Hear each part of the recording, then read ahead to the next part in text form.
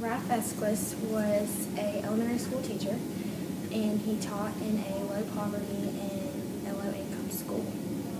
And in the prologue, his father talked about how he was a boxer and then never backed down, and how as teachers we always get hit and knocked down, but we always have to get back up for our kids.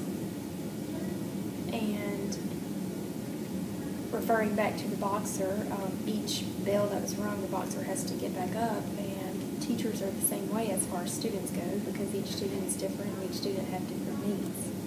So you have to get back up and wait for the next one.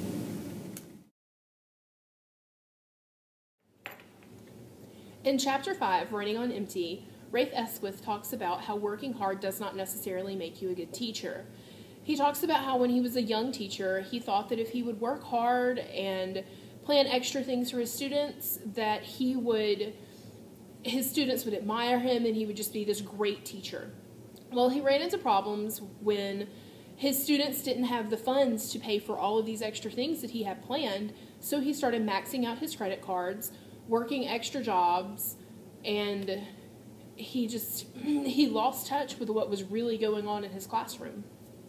And as you know, if you work a lot of jobs or have more responsibilities, then you don't have time for yourself, you don't have time for sleep, and without sleep, I mean, it's easier for a teacher to snap on students, which he did.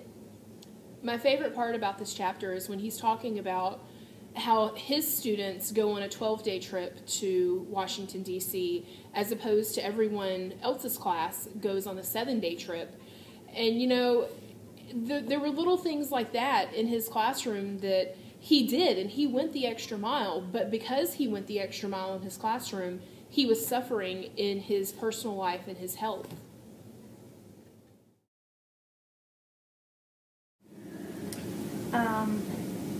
The heart of the matter discussed how he had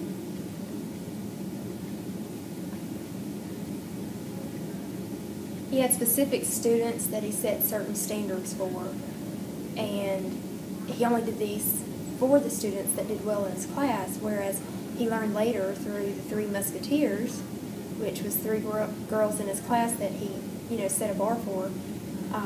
He misjudged their character, and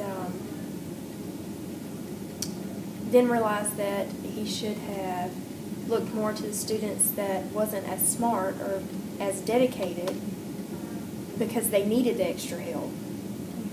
He needed to set boundaries and not butt into their middle school life after they had left elementary school, and just accept who they are, and not, they thought that he was disappointed in who they had become, and that was a big thing for them, and so they felt like they had let him down, and so they became to hate him, even though they had left his class. On the road to find out, there was a father that had terrorized the students that had had in his class, and as a teacher, I think that he did the right thing and helped her and kept her as much as he could, on Saturdays when she would come. And even though the father didn't like that she admired her teacher more than him, the father knew that the teacher had shown him respect in teacher meetings and stuff like that, so he wasn't a threat to him. And after the student moved on, RafeEsquith later found out that the mother and the child got away from the father that was abusive, and after RafeEsquith helped the child, they moved on to a new life, and the mother and the child moved on, and she was raised much better once they've left the father. And on the news, he saw that the father had killed his current wife, and the thought of this young girl being that person was overwhelming for RafeEsquith, and he knew then that he did the right thing by giving her help when needing help, and he also did the right thing by not being overbearing and into her business, because that could have been him had the father felt threatened by his being, because his daughter did appreciate him more than her Yeah. father. That could have been him that he killed instead.